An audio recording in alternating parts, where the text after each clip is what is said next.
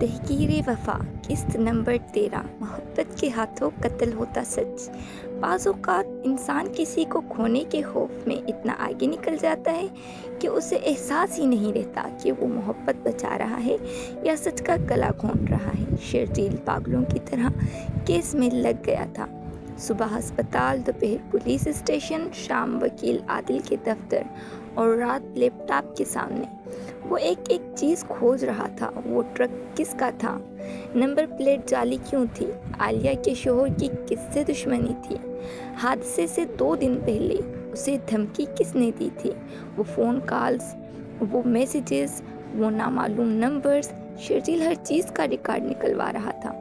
اس کی آنکھوں میں صرف ایک جنون تھا جس نے عالیہ کی یہ حالت کی، جس نے ایک انسان کی جان لی۔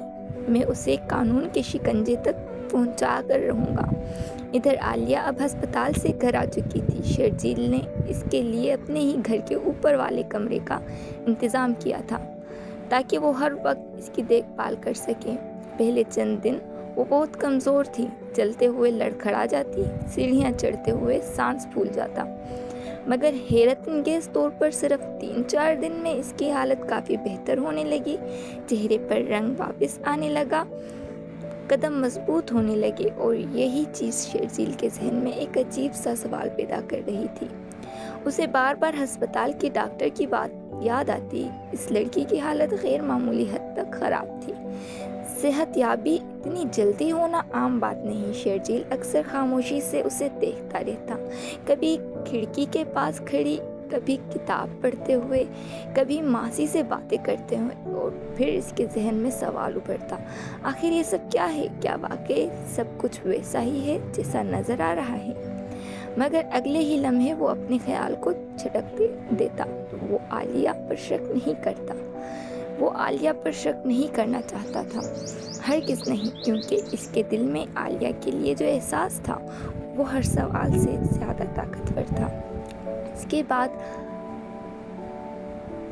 15 فروری 2022 کیس کی آخری سماعت تھی۔ شرجیل کو پورا یقین تھا کہ آج انصاف جیت جائے گا، مگر اسے کیا معلوم تھا کہ جس سچ کے لیے وہ لڑ رہا ہے، اس کے دشمن باہر نہیں، بہت قریب موجود ہیں۔ چند ہی منٹوں میں سب کچھ بدل گیا۔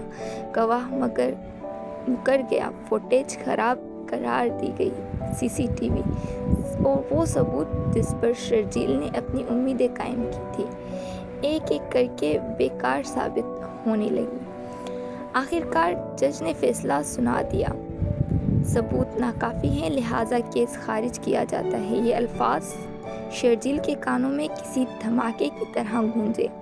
اسے لگا جیسے اس کے 2 ماہ کی محنت، اس کی امیدیں اور اس کا یقین ایک لمحے میں بکھر گیا ہو۔ مگر اس شکست کے باوجود اس کے دل میں ایک عجیب سا احساس جنم لے چکا تھا، ایک احساس کہ کہیں نہ کہیں کوئی راز چھپا ہوا ہے، کوئی ایسی حقیقت جو ابھی پردوں کے پیچھے سانس لے رہی ہے، اور شاید بہت جلد وہ خود اپنے وجود سے پردہ اٹھانے والی ہے۔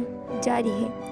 اگر آپ لوگوں کو ہماری یہ کہانی پسند آ رہی ہے اور آپ لوگ بھی اگلے قسط کے انتظار میں ہیں تو ہمارے چینل کو سبسکرائب کریں اور بیل آئیکن کو دبانا مت بھولیے گا۔